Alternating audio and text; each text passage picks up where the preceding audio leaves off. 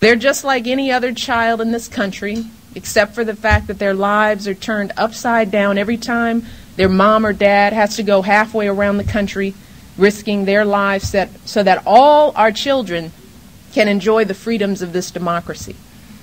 It is so incredibly hard for these kids. As a result, they often experience more anxiety. They can have a harder time focusing at school. They can have a higher risk of depression. So we can never forget just how much these wars affect our military kids. And we all have an obligation to ensure that these kids have the support they need at home and at school. So I'm proud to announce that this year's budget will include more money for youth programs for military kids. And then at the direction of Secretary Gates, the budget will also include funds to improve and build new DoD schools from Georgia to Germany. And this is all part of a major effort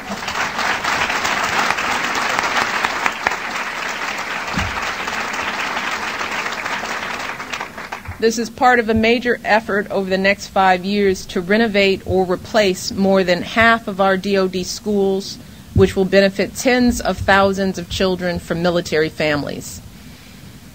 In response to one of the top concerns expressed by military spouses, this year's budget will also include $84 million for spousal career development, including tuition assistance and federal internship programs.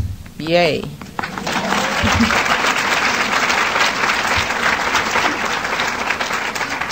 And I want to thank all the Coast Guard spouses who spoke to me about housing challenges. Yes. As a result, the President's budget will include $14 million in new funding for quality Coast Guard housing, and I know that's a big one.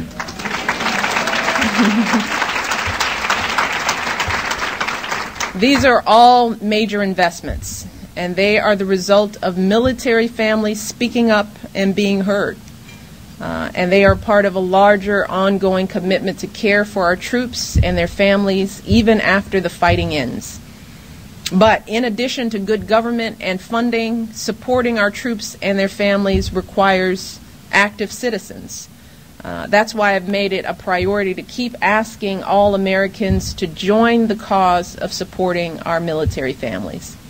And that's why last Veterans Day, Jill and I helped launch Mission Serve, a national network that brings civilian and military service groups together to help support our troops and families.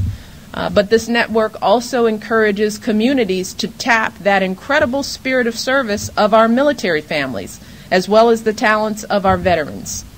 We're asking Americans to engage and support military families any way they can, from business owners helping veterans and military spouses find a job or develop skills, to professionals in areas such as mental health and law offering their services pro bono, to ordinary folks out there doing simple things like driving a carpool or offering to babysit or making a home-cooked meal for a military family in their own community. Our men and women in uniform and their families sacrifice for us, every single one of us. So every single one of us can do something in return, even if it's something as simple as saying thank you. Last spring, I had the opportunity to thank one of those military families during a visit to the White House. Staff Sergeant Robert Henline was deployed to Baghdad with the 82nd Airborne Division out of Fort Bragg when a massive explosion destroyed his Humvee, and he was the sole survivor and suffered terrible burns over more than a third of his body. Well, back at Fort Bragg, his wife Connie had to leave their 3 kids with family, and she made the trip to a hospital in Texas to care for her husband. So day after day and month after month, Connie stayed by his bedside, and she fed him and she tended to his wounds, helped him through dozens of painful surgeries. And that's one story, part of the story, because back at home, their oldest daughter, Brittany, helped to hold the family together. And overnight, she went from being a 15-year-old teenager to a mom for her younger brother and sister. She had to get her driver's license early so she could run errands and do the shopping. She made the meals. She did the laundry. She helped with homework. Yes, a 15-year-old. And at night, her younger siblings would crawl into Brittany's bed and seek the security that they would get from their mother. So when Operation Homefront named Brittany their Military Child of the Year, the President and I were honored to welcome the whole Henline family to the White House. The father who had endured such horrible injuries, the wife who never left his bedside, and Brittany, the daughter who grew up faster than she had ever planned. And when a reporter asked Brittany how a teenager could take on so much responsibility, she did what you all do. She didn't speak of herself, but she spoke of her younger brother and sister, and she said simply, they needed me, and my priorities changed. My family came first. So you see, that is the strength and the spirit and courage that our military families display every day. You put your own priorities aside, you take care of one another, and you take care of this nation. So as First Lady, I cannot thank you all enough for that sacrifice. And I promise you that I will use every ounce of my energy and being to make sure that America always takes care of you. So thank you.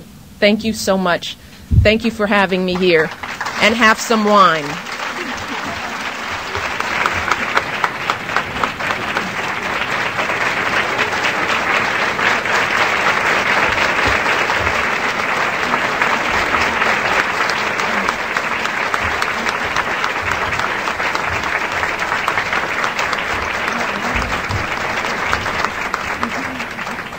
I'm Claudia Michelle, and I'm a Coastie's wife. So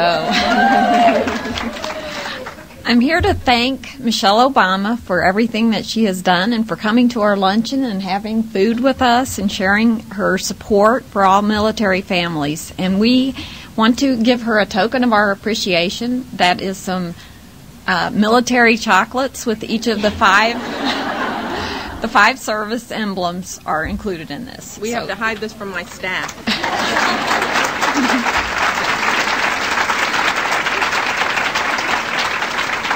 I think I speak for everyone here. We're truly in awe of you. So thank you so much. You're just beautiful.